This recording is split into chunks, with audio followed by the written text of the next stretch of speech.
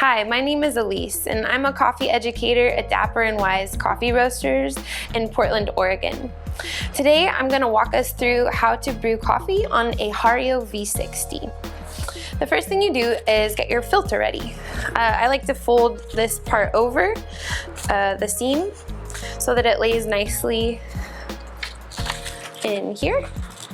And then we're gonna go ahead and wet the filter. I've got hot water in my kettle, and there's two reasons why I do this. One, to rinse away any of that papery taste. We don't want that brewing into your coffee, so we rinse it away right off the bat.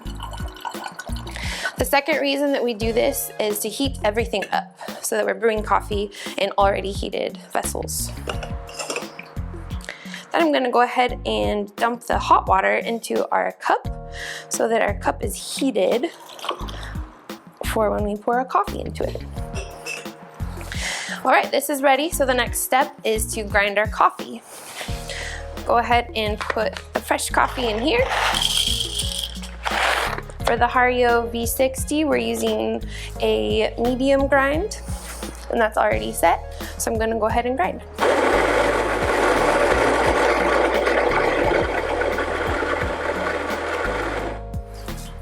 Now we're weighing everything out. So I've got my equipment on the scale, and we're using a 1:15 ratio. So that means for every 1 gram of coffee, we're adding 15 grams of water. So I'm gonna weigh out 25 grams of coffee. Then I'm going to add 375 grams of hot water. So tare my scale, and the water temperature is important. It should be around 200 degrees Fahrenheit to get a proper extraction. And I'm gonna go ahead and start my timer as well so that I know that the flow is all right. It should finish dripping around 2.5 to 3 minutes.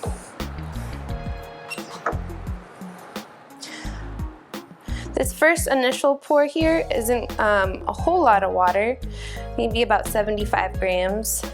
And I'm gonna let it sit for about 30 seconds.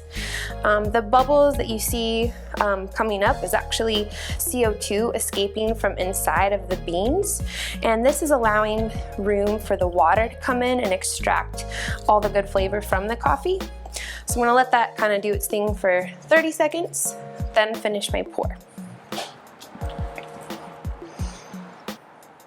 I'm pouring in a circular motion to make sure that all of the coffee is saturated.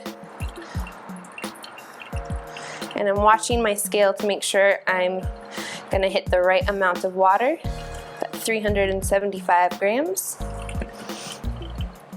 I can pour a little bit at a time because I don't want to flood the bed, but I also want to make sure I'm watching it because I don't want the water to go down too far and leave what we call high and dry grounds, because those grounds are not extracting as much. So I want to make sure that I'm knocking those down and everything's incorporated. All right, I've reached the 375 gram mark, so now I just gotta sit and let it continue to brew and finish dripping. And then I can discard the grounds in the filter. And now we're ready to enjoy a fresh cup of hot coffee.